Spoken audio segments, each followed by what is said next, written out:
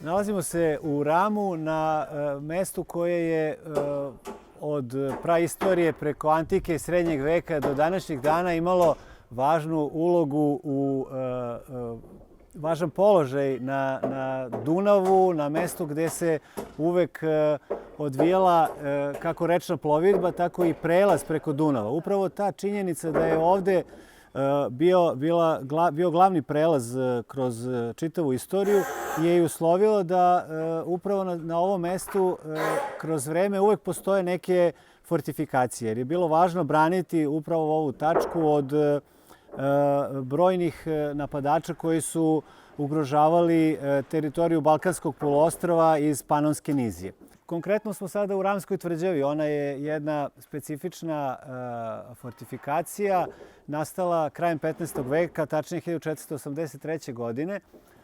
Izgrađena je u periodu kada je Osmanska država učvršćivala svoju vlast na prostoru Balkana i bilo je važno da spreče moguće upade srpskih i ugarskih jedinica koje su pokušavale da povrate teritorije koje su Osmanlije osvojile 1459. godine padom Smedereva i prosto u želji da se utvrdi granice na Dunavu izgrađeno je nekoliko utvrđenja, među kojima je bila i Ramska tvrđava. Ramska tvrđava sama po sebi nije previše velika. Ona zauzima prostor od nekih 800 kvadratnih metara. Njena unutrašnjost ima pet kula, od kojih je najveća donžon kula specifična po svoj položaju, važna za samu odbranu utvrđenja i imala je naravno i tu ulogu poslednje odbrane, znači za one koji ukoliko dođe do pada drugih delova tvrđave da se u nju sklone kao poslednje uporište odbrane. Sama tvrđava je sagrađena na steni, na prvoj steni kako tok Dunava nizvodno ide ka Đerdapskoj klisuri. Ovde na desnoj obali Dunava, na jednoj steni koja zapravo predstavlja poslednje najjužnije delove Karpatskog masiva i upravo na toj steni, na jednom relativno malom prostoru sagrađena je i to tako što je prethodno starije utvrđenje najvećim delom porušeno, ostali su samo očuvani njegovi temeljni ostaci, dok je utvrđenje porušeno i materijal je iskorišćen za jednu nivelaciju kako bi se dobio veći prostor za uređenje tog unutrašnjeg prostora same nove tvrđave, a takođe i za fundiranje temelja, bedema i kula, koji su svi bukvalno fundirani na steni, s tim da naravno prate te neke njene nepravilnosti i kao takvi oni prosto su jako dobro utemeljeni i to predstavlja dodatnu odbrambenu prednost samog utvrđenja, zato što je tako ima jedno stabilno tlo. Specifičnost Ramske tvrđave je u tome da je nastala u periodu kada vatreno oružje uveliko ulazi u upotrebu i ona ima upravo zbog toga što je u nekoj prelaznoj fazi izgrađena, kada još uvek se ratuje i hladnim oružjem, ali sve više i vatrenim oružjem, ona je i napravljena tako kao utvrđenje koje ima zapravo i odlike starih fortifikacija koje su karakteristične za ratovanje hladnim oružjem, ali ima i onaj pre svega topovsko utvrđenje, jer sve kule imaju topovske otvore na svim etažama i upravo u tome je specifičnost i ona je važna zbog toga što nam otkriva neke specifičnosti tog važnog perioda što se tiče načina ratovanja i nekih drugih dešavanja istorijskih. Ona nam upravo služi kao jedan novi orijentir koji može da pojasni malo i osvetli taj period i načine kako se zapravo prelazilo s jednog na drugi način ratovanja. Pored glavnog bedema postoji i spoljašnji bedem, taj prsten koji je dodatno štitio tvrđavu. Specifično je da mi nismo uspeli da otkrijemo do sada ovim arheološkim istraživanjima koje su bila tačno gde se nalazio ulaz unutar tog međuprostora između spoljašnjeg i glavnog bedema.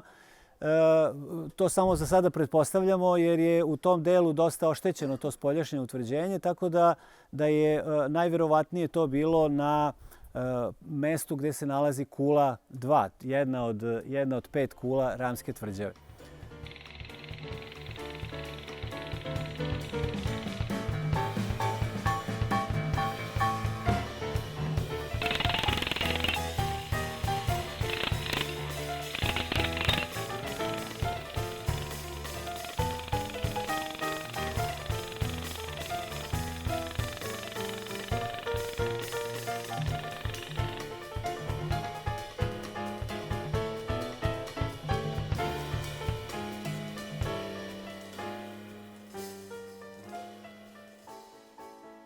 Od 2013. godine počela su arheološka iskopavanja prvo čišćenjima unutrašnjeg prostora i okoline od rastinja, od nekih najmlađih faza nanosa zemlje i kamena koji je padao sa okolnih bedema i kula. Sve je to presloženo za buduću obnovu, a kasnije se godinama od tada na ovamo do 2018. U više faza su se izvodila arheološka istraživanja koje je finansiralo Ministarstvo kulture Republike Srbije. Uporedo sa tim arheološkim istraživanjima krenule su i vrlo ozbiljni dogovori i izrada projekta za obnovu same tvrđave. U tom poslu je glavnu ulogu imala Turska agencija za međunarodnu saradnju, skraćeno TIKA, koja je uspela da obezbedi sredstva za izradu projekta, a kasnije i sredstva za realizaciju tog projekta obnove Ramske tvrđave.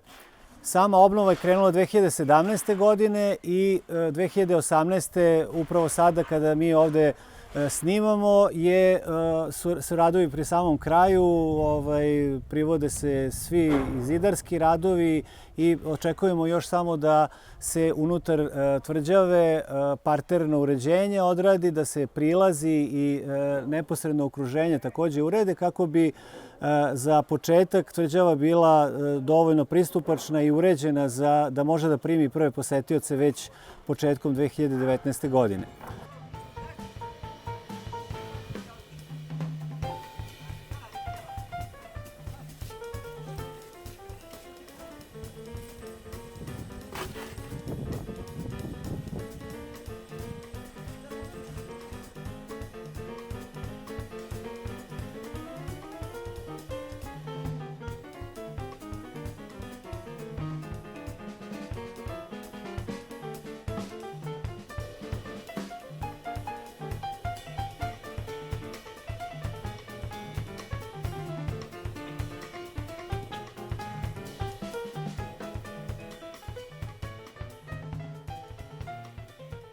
S obzirom da je Ramska tvrđava zidana uglavnom od kamena i to kamena koji se upravo nalazi u ramu, specifičnog i u narodu poznato kao ramski kamen, on je uglavnom zelene boje, nekada ide na neku crvenu, ali najčešće zelenkaste boje i korišćena je opeka, naročito za svodove ovih topovskih otvora, za prolaze, za peći koje su se nalazile u kulama, a delimično tog kamena, te opeke ima i u samim zidovima. Međutim, uglavnom su zidovi zidani, znači samo tog ramskog zelenog kamena. Za vezivo je korišćen krečni malter i prilikom obnove Ramske tvrđave trudili smo se da maksimalno ispoštujemo upravo taj princip gradnje. Koristili smo isključivo krečni malter i lokalni kamen uz onaj koji je pronađen prilikom arheoloških iskopavanja koji je originalno i bio deo utvrđenja. Sami radovi su izvođeni 2017. i 2018. godine.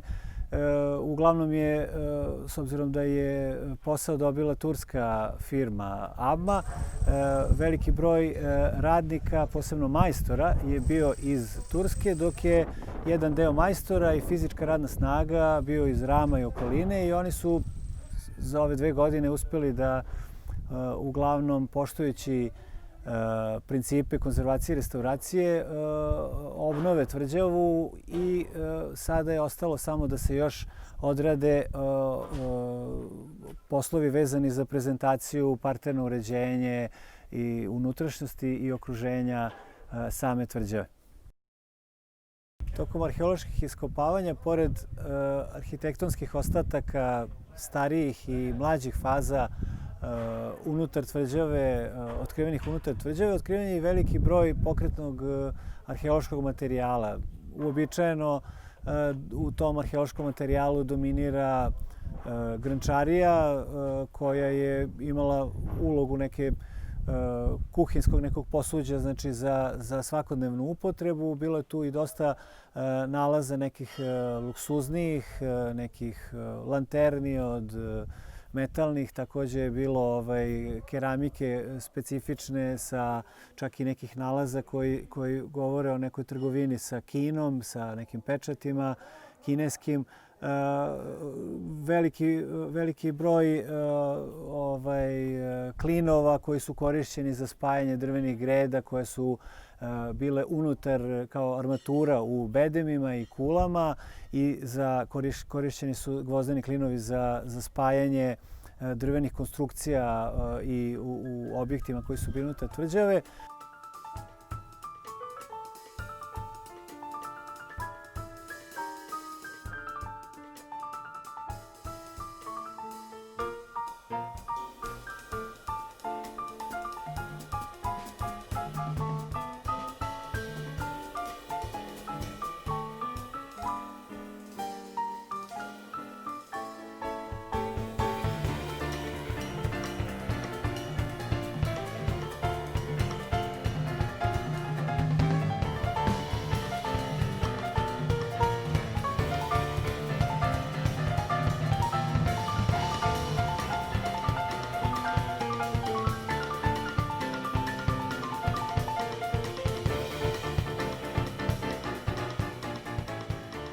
Ja sam Dragan Ćirković, arheolog iz Čačka i angažovan sam od strane Zavoda za zaštitu spomenika kulture iz Smedereva na Ramskoj tvrđavi ovde kako bi uradio tehničku dokumentaciju, odnosno crteže centralnog objekta koji je iskopavan tokom ove kampanje ovogodišnje.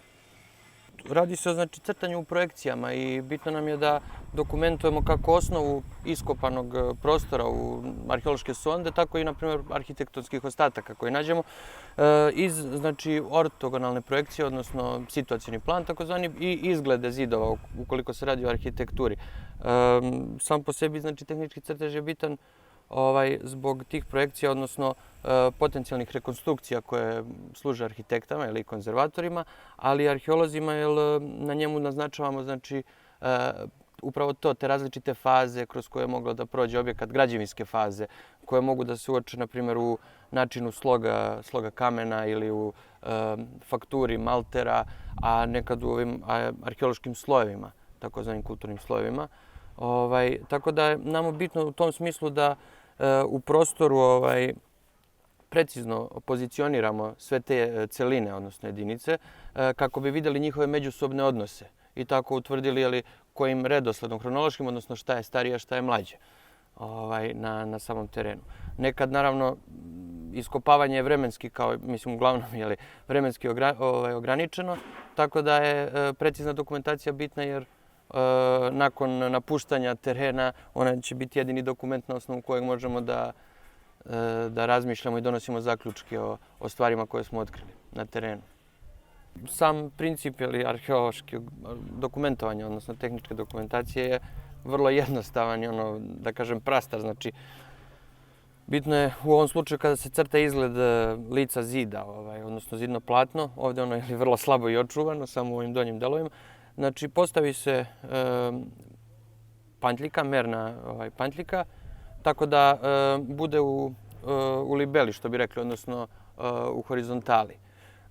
To radimo uz pomoć nivelira ili teodolita, tako što postavimo krajnje tačke u istu nadmorsku visinu, između njih zatežemo pantljiku. Od nje odmeravamo određene tačke koje su nam bitne za crtež. Znači u ovom slučaju to su uglovi ovih nekih kamenova i prenosimo ih na papir u razmeri. Znači, konkretno uglavnom se radi 1:20 za arheološku dokumentaciju, to crtanje arhitekture.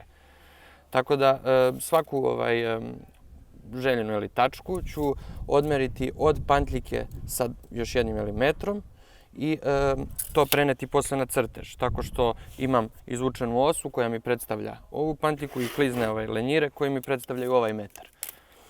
Tako da u suštini je vrlo logičan i jednostavan princip, samo zahteva ako malo, da kažem, živaca.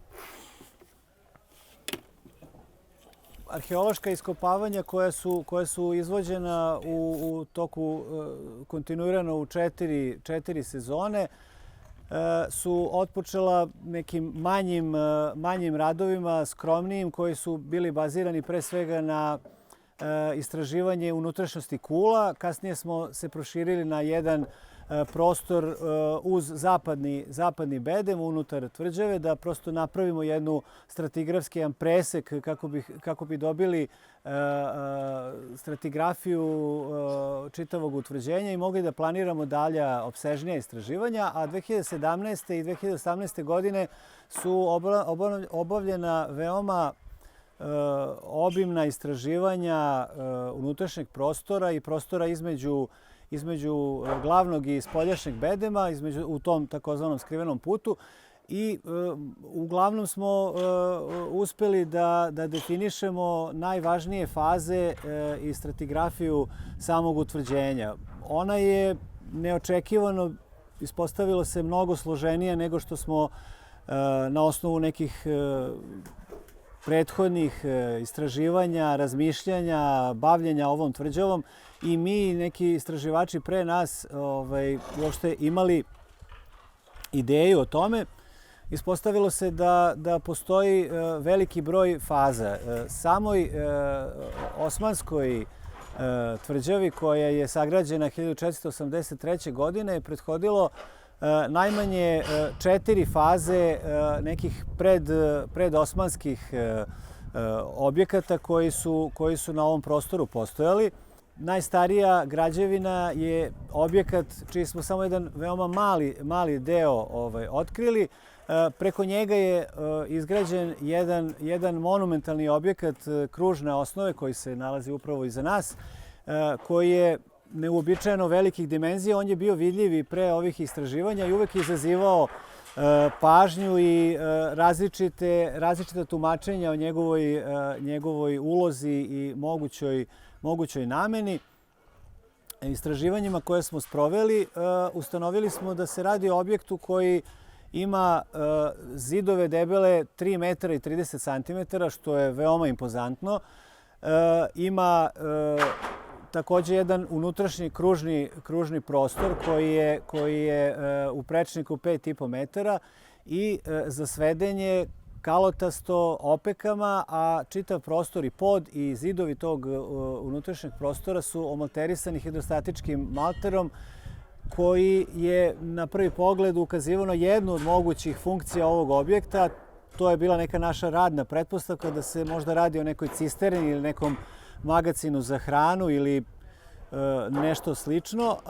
Međutim, debljina tog maltera i mnoge druge okolnosti, kao i mnoštvo specifičnosti tog objekta, stalno su nas dovodila u sumnju i mnoge pretpostavke smo uzimali sa rezervom i za sada još uvek nemamo definitivno rešenje o kakvom je objektu reč, ali sasvim je izvesno da je taj objekat imao najmanje 2 nivoa, taj kružni u čijem središtu se nalazio taj kružni prostor i jedan dograđeni spratni nivo koji je bio poligonalan i od njega je očuvan otprilike 1/4 tog zida, koji je zidan sasvim drugačije, lošijim malterom, lošijim kamenom i očigledno predstavlja neku mlađu fazu. On je čak imao jedan jedno ognjište ozidano opekom koje govori o tome da je funkcija tog objekta u